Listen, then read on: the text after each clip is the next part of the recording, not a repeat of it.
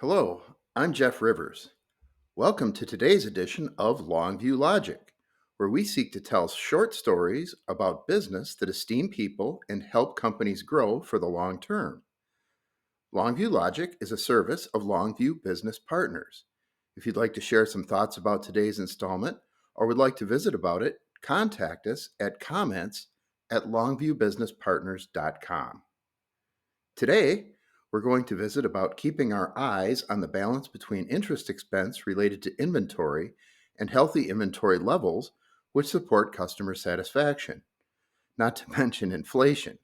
We'll leave that unpleasant topic, which also begins with the letter I, out for today and save that for another visit. Managing high interest rates for borrowing has rarely been an enduring problem for most of today's business leaders during times of relatively good business conditions. Sure, interest costs have spiked from time to time, but usually during periods of economic recession. During these times of recession, businesses will pay higher interest on existing balances, but need less new money to finance inventories to support new business, so the cost of the pain is more equalized between companies. Now, for the first time in memory for most of today's business professional leaders, we need to navigate high interest rates and relatively good business conditions all at the same time. Businesses with higher inventories and moderately weaker cash flow have always been at least a modestly amount disadvantaged to those with stronger balance sheets. But when cash is cheap, the cost difference is more related to what you can observe on the factory floor. When cash is more expensive, not only will the foundation of the performance deficiency of weaker businesses continue to be present, but the cost of unneeded and unplanned interest in the form of wasted expense to lenders is highly exposed. In these conditions, the value and competitiveness of the weaker business will erode rapidly. Recently, I was visiting with a prominent private equity investor who said they've already put the brakes on deals for acquiring manufacturing firms. Some of these projects were very close to completion when they fell apart. In the case of this group of investors, they have pivoted away from researching manufacturing companies versus service organizations. Why? Well, in part, the service companies have little or no inventory to fund, so margins and the bottom line profits are eroded less by these circumstances of funding inventory with interest rates. So, this is pretty new territory for most of us, and it presents some pretty unique challenges. So, how do we handle it? Let's explore. First, let's place value and understand the experience of two groups of professional people who remain in our workforce today that lived through some pretty tough things relatively recently, which influence our ability to navigate the challenge with perfect clarity and logic. The first group are business leaders and operational decision makers who managed through the Great Recession of 2008.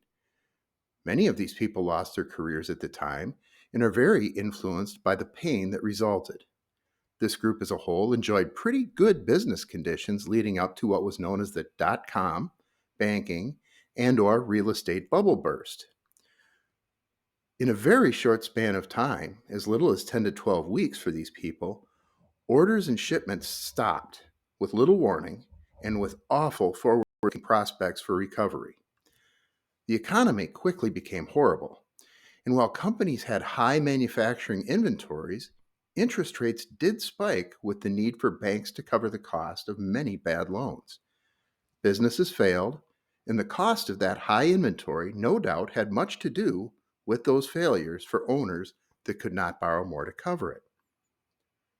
The second group we'll recognize are those operating and purchasing professionals of 2020 through early 2023 who went from a small period of tremendous abundance in their factories when factories shut down. We had everything we needed in stock. But shortly after factories started up again, these same people could not procure what was needed. They hoarded what they could procure, and what they could not brought the factories to their knees, and customers were mad, really mad. These people went through a great deal of professional pain as well, and as such are not likely programmed to value the virtues of helping maintain faster inventory turns because, well, that gets you in trouble. Today, things aren't perfect. They rarely ever are. But at least there aren't boats circling around in ocean harbors for weeks trying to get into port to deliver their goods, and our factories seem to have a little more success accessing workers to convert products into useful merchandise. If you happen to be able to look at the screen right now, you will be able to see a graph of historical prime interest rates as recently published by MoneyCafe.com. What is different now is that business conditions are relatively good and lending interest rates are elevated to a point which we haven't seen since the period of the terrorist attacks in 2001. Then, like in the 2008 recession, economic conditions were poor, so not many people needed to borrow more new money anyway. During the 1990s, interest rates were about as high as they are now, but they just come down from such an awful place that it still felt good. As a result, this was not the same type of shock to the system for management professionals of that time. The only leaders that have much true similarity to what we're experiencing now are the business people of the early 1980s. And well, let's just say, my folks are 83 years old now, and they don't have much need for new credit. So, how do we manage for today? First and foremost, we should ensure our cash managers are collecting our accounts receivable on time and making our deposits in a very timely manner if they're not automatic already.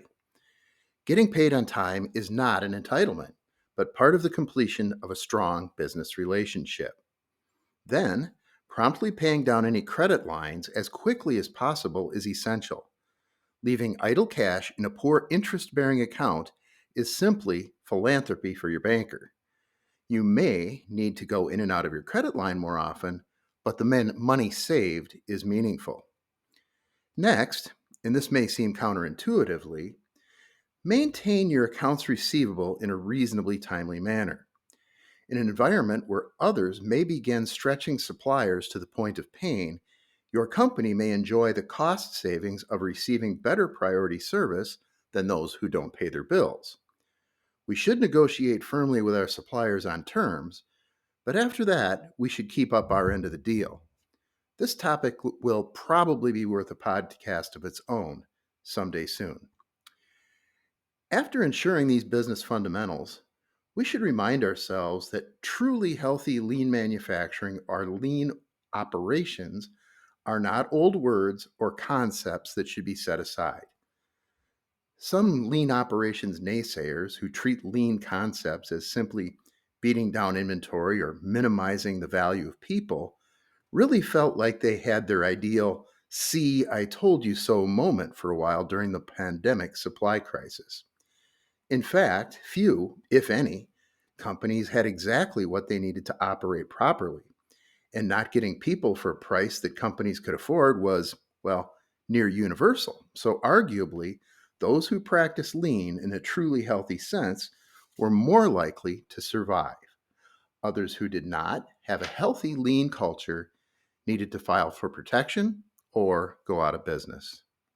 Those who pursue lean know that it's not all that easy and projects are challenging, but we shouldn't give up.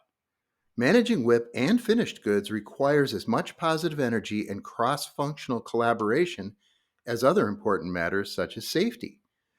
At Longview, we discourage just going out to the procurement department and demanding smaller min max purchasing ranges, lower reorder points, or whatever a particular company's terminology is.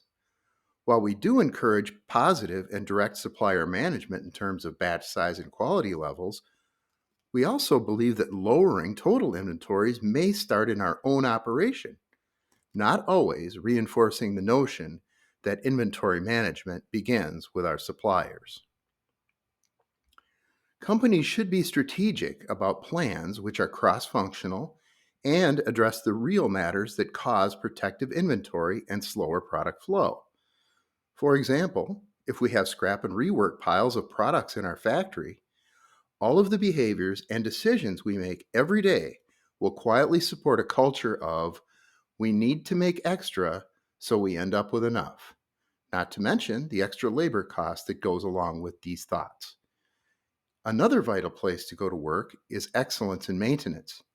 Once again, preventing a mindset that we must make extra because we can't trust our equipment is a recipe for inventory bloat and competitive ground losses.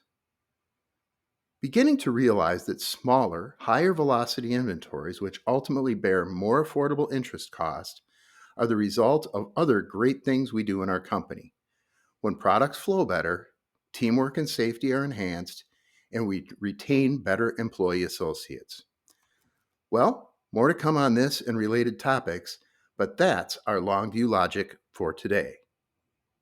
Give us your thoughts or invite us for a visit by checking in with us at comments@longviewbusinesspartners.com or go online to longviewbusinesspartners.com.